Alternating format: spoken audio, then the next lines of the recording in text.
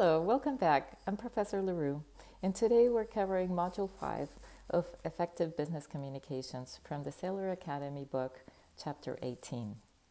So this module covers international and intercultural business communications. Now, globalization placed a new demand in communication across corporations all around the globe. So intercultural communication is understanding that culture involves beliefs, attitudes, values, and traditions that are shared by a group of people. So therefore, it is our job to bridge the cultures with distinct values across languages to exchange values. Now, one way to define it is communication with two people who are unalike culturally. And one example of this is, as I mentioned, when I first came to the United States, it took a long time to bridge that gap in cultures between North America and South America, where I'm from. Now, this module then defines ethnocentrism as a tendency to view other cultures as inferior to one's own. So it makes us less likely to bridge that gap in communication when we do that. Now, take a moment to think of 5 words to describe your dominant culture. Then write them down and think of 5 words that would describe a totally different culture from your own, and then reflect on the differences. Now, understanding intercultural communication involves what Edward Hall describes as contributions to their cultural studies, and this can involve comparing the cultures, the shift to local perspectives. Know that you don't have to know everything. There are also rules that we can learn, experiences to come later, perspectives that can differ, and intercultural communication can be applied to international business.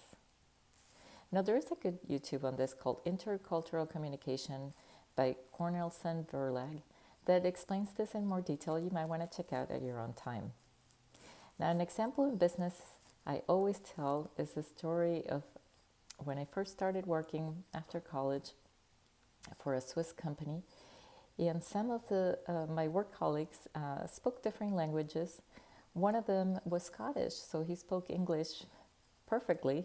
However, he had a very strong accent, and I would ask him for instructions on what we needed to accomplish once and then twice, and then by the third time I was embarrassed to ask any more questions, so I would assume what he was asking for and tried to do it, oftentimes wrong.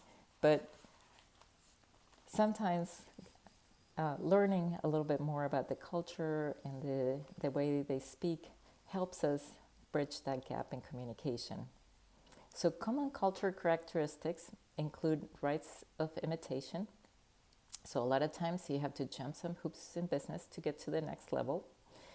Common history and traditions. Sometimes being conscious of old business practices also helps.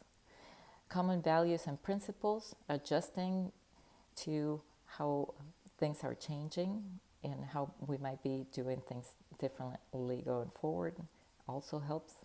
Common purpose and sense of mission.